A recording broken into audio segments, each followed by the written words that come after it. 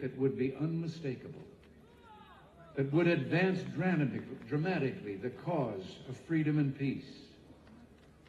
General Secretary Gorbachev, if you seek peace, if you seek prosperity for the Soviet Union and Eastern Europe, if you seek liberalization, come here to this gate.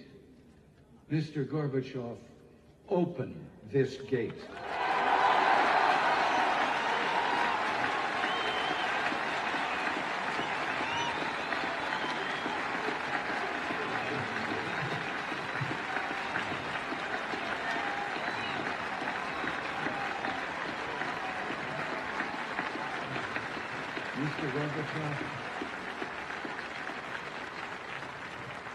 Mr. Gorbachev, tear down this wall.